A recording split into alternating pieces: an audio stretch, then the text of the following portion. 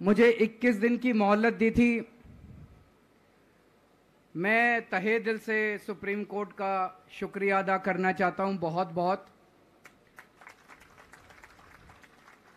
उन्होंने चुनाव प्रचार करने के लिए मुझे ये मोहलत दी थी। 21 दिन कल पूरे हुए। अब यहां से मैं सीधा तिहाड़ जा रहा हूं। ये 21 दिन मेरे लिए बहुत विस्मरणीय है। मैंने एक भी मिनट खराब नहीं किया। रात दिन 24 घंटे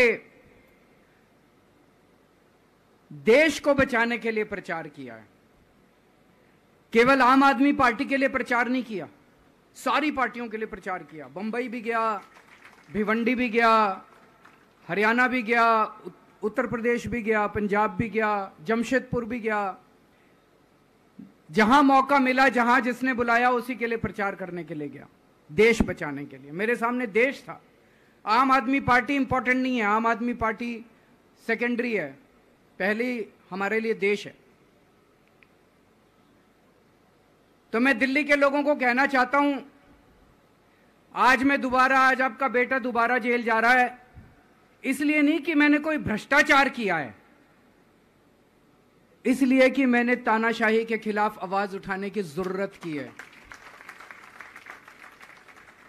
इस प्रचार के दौरान एक सबसे बढ़िया बात यह हुई कि सारे देश के सामने प्रधानमंत्री श्री नरेंद्र मोदी जी ने यह कबूल किया कि उनके पास मेरे खिलाफ रत्ती भर भी सबूत नहीं है।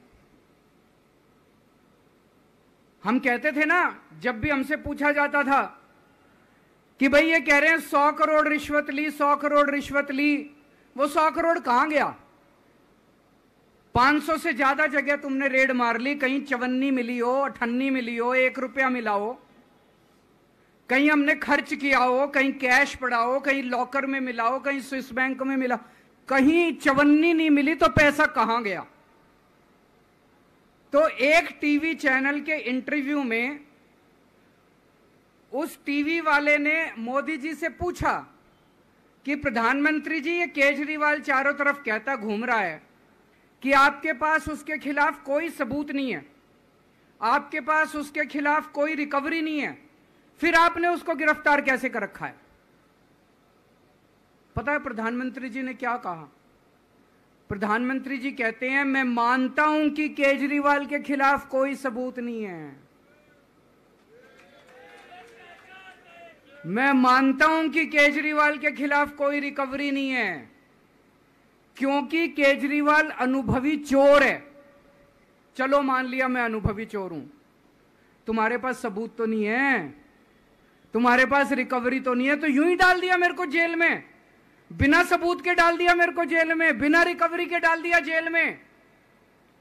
देश के इतिहास में 75 साल में सबसे ज्यादा बहुमत से आई हुई सरकार है। एक बार 70 में से 67 सीट, दूसरी बार 70 में से 62 सीट, 55% से ज्यादा वोट शेयर। इतने भारी बहुमत वाली सरकार के मुख्यमंत्री को आपने बिना सबूत के जेल में डाल दिया। यही तो तानाशाही है कि जिसका मन करेगा मैं उसी को जेल में डाल दूंगा, जिसका मन करेगा उसी को जेल में डाल दूंगा। और पूरे देश को मैसेज दे दिया कि अगर मैंने केजरीवाल को फर्जी केस में जेल में डाल दिया तो तुम्हारी तो औकात ही क्या है, किसी को भी पकड़ के जेल में डाल दूंगा। इसी तानाशाही के खिलाफ लड़ रहा हूं मैं, और इस किस्म की तानाशाही अपने देश को बर्दाश्त नहीं है। भगत सिंह ने कहा था ना कि जब सत्ता तानाशाही हो जाए तो जेल जिम्मेदारी बन जाती है, सबकी जिम्मेदारी है जेल में जाना, इसके खिलाफ आवाज उठाना। भगत सिंह के चेले हैं। भगत सिंह देश को बचाने के लिए, देश को आजाद कराने के लिए जेल गए थे। भगत सिंह देश को आजाद कराने के लिए फांसी पे चढ़े थे। हम देश को बचाने के लिए जेल जा रहे हैं। इस बार जब जा रहा हूं, मुझे नहीं पता अब मैं कब वापस आऊंगा, मुझे नहीं पता ये क्या करेंगे मेरे साथ जेल में, लेकिन मुझे कोई परवाह नहीं है, जो मर्जी करें। अगर भगत सिंह फांसी पे चढ़ गए, मैं भी फांसी पे चढ़ने के लिए तैयार हूं। मेरे शरीर का एक एक कतरा इस देश के लिए है, मेरे शरीर के खून की एक एक बूंद इस देश के लिए है, मेरे जीवन का एक एक पल देश के लिए।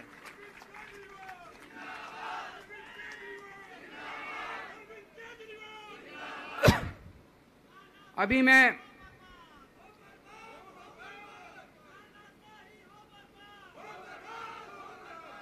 अभी राजघाट गया था सभी साथियों के साथ। महात्मा गांधी की समाधि पे हम लोगों ने श्रद्धांजलि दी। गांधी जी ने इस हमारे देश से तानाशाही का अंत किया था, वो हमारे लिए प्रेरणा स्रोत हैं। उसके बाद हम कनॉट प्लेस गए, हनुमान मंदिर, वहाँ पे हमने हनुमान जी के मंदिर में जाके हनुमान जी का आशीर्वाद लिया। 4 तारीख को भी मंगलवार है, भली करेंगे बजरंग बली, करेंगे कि नहीं करेंगे? बोल बजरंग बली की। इनका नाश करेंगे, तानाशाहों का नाश करेंगे। अपने को किसी व्यक्ति विशेष से अपनी कोई दुश्मनी नहीं है, अपनी दुश्मनी तानाशाही से है। तानाशाही बर्दाश्त नहीं है अपने को। तो 4 तारीख को भी मंगलवार है और बजरंग बली का मेरे ऊपर, पार्टी के ऊपर बहुत आशीर्वाद है, देश के ऊपर बहुत आशीर्वाद है। मैं प्रार्थना करने गया था बजरंग बली को कि हे बजरंग बली, मेरे देश को बचा लो। अभी कल एग्जिट पोल आए हैं, मेरे से लिखवा लो, सारे एग्जिट पोल फर्जी हैं, बिल्कुल फर्जी हैं।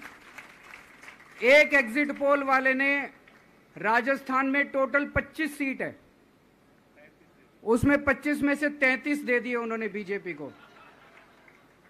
ऊपर से आया होगा भाई बीजेपी को ज्यादा देने हैं, तो उसने कहा मोदी जी क्या याद रखोगे आप भी, आपको 25 में से 33 दे दिए। तो पूरा का पूरा फर्जी है, पूरा एग्जिट पोल फर्जी है। लेकिन असली मुद्दा ये है, इनको गिनती से 3 दिन पहले फर्जी एग्जिट पोल कराने की क्या जरूरत थी, ये समझने वाली बात है। मेरे को भी समझ नहीं आया। कई सारे लोगों की कई सारी बातें चल रही हैं। एक ये चल रहा है कि इन्होंने मशीनों का घोटाला कर दिया, लेकिन मैंने संदीप पाठक को भी बोला है और मैं सारे इंडिया गठबंधन की पार्टियों को बोलना चाहता हूं, अपने अपने काउंटिंग एजेंट को बोल दो, पूरी तरह से सतर्क रहे। आखिरी तक अगर हार भी रहे हैं तब भी उठ के ना आए। कई बार क्या होता है, 1 राउंड में, 2 राउंड में, 3 राउंड में हार गए तो उठ के चले जाते हैं। उठ के नहीं जाना। सबसे लास्ट में रैंडम जितने बूथ होते हैं, ईवीएम मशीन होती है, उसकी पर्चियां पड़ती हैं। उन पर्चियों में से 5% पर्चियां उठाई जाती हैं। उन 5% ईवीएम की मैचिंग वीवीपैट की स्लिप से कराई जाती है। वीवीपैट पे जो स्लिप है उसकी काउंटिंग होती है, जैसे बैलेट पेपर की काउंटिंग होती थी, और उसकी काउंटिंग और ईवीएम की चेकिंग होती है दोनों की। एक भी मशीन अगर मैच ना करे तो वहां चुनाव रद्द कर दिया जाता है। तो अगर आपने ये चेकिंग कर ली वहां पे, तो इसका मतलब फिर ईवीएम का घोटाला हम बचा सकते हैं। फिर ईवीएम के घोटाला अगर कर रखा इन्होंने तो हम उसको एक्सपोज कर सकते हैं। तो सब लोगों ने लास्ट तक रुक के, आपका कैंडिडेट हार भी रहा है तब भी आखिरी तक रुक के आपको ये ईवीएम की चेकिंग करा के आनी है, ईवीएम और वीवीपैट की मैचिंग करा के आनी है।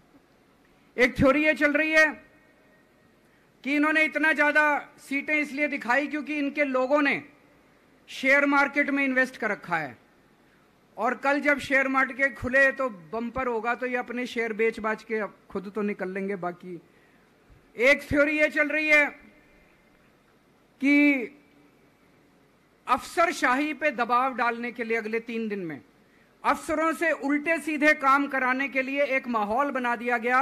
भाई आ तो हम ही रहे हैं, तो हमारी बात मानो, उल्टे सीधे काम करो, काउंटिंग में गड़बड़ कराएंगे, सब कुछ करेंगे। लेकिन फिर से मैं कह रहा हूं, अपने को, अपने काउंटिंग एजेंट, एआरओ, सब आरओ, सब लोगों को अपने को ट्रेन करके भेजना है और अपने को चौकन्ना रहना है। बाद में हम कहते रहे इन्होंने ये कर दिया, उसका कोई फायदा नहीं होगा। अभी अपने को चौकन्ना रहना है। एक थ्योरी ये चल रही है कि अगर इन्होंने कल ही कम सीट दिखा दी होती एग्जिट पोल वालों ने, तो हो सकता है कि इन दोनों के खिलाफ आरएसएस में और बीजेपी में कल ही बगावत शुरू हो जाती, 4 तारीख तक इंतजार ही नहीं होता, हो सकता है। तो कई सारी थ्योरी चल रही हैं, लेकिन अपने को सतर्क रहना है, चौकन्ना रहना है। मेरा अपना मानना है कि 4 तारीख को इनकी सरकार नहीं बन रही है। ये एग्जिट पोल से घबराने की जरूरत ही नहीं है, माइंड गेम है इनका, माइंड गेम खेल रहे हैं। आपको डिस्करेज करने के लिए, डिप्रेशन में डालने के लिए बिल्कुल नहीं जाना। आप उससे जाओ कि आप जीत रहे हो, आप अपने उस कॉन्फिडेंस से जाओ कि आप जीत रहे हो, और आखिरी तक आपको बैठे रहना है, किसी भी हालत में बैठे रहना है आपको। हमें हर एक को लड़ना पड़ेगा। ये चुनाव किसी पार्टी का या किसी नेता विशेष का नहीं है, ये चुनाव इस देश को बचाने के लिए है, इस देश में जनतंत्र को बचाने के लिए है। जिसके लिए भगत सिंह, गांधी जी सब लोग लड़े थे, वही माहौल आज है। जिस तरह से हमने अंग्रेजों को हटाया था, आज इस सत्ता को अपने को हटाना है। तो मैं सभी आप सब लोगों का, सभी साथियों का बहुत बहुत शुक्रिया अदा करना चाहता हूं। बहुत साथ मिला आप लोगों का इन 21 दिनों में। अब जब भी मैं लौट के आऊंगा फिर मिलेंगे आप लोगों से। तब तक के लिए अलविदा।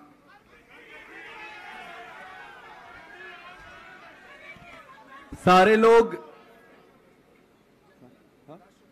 राष्ट्रगान के लिए खड़े हो जाएंगे।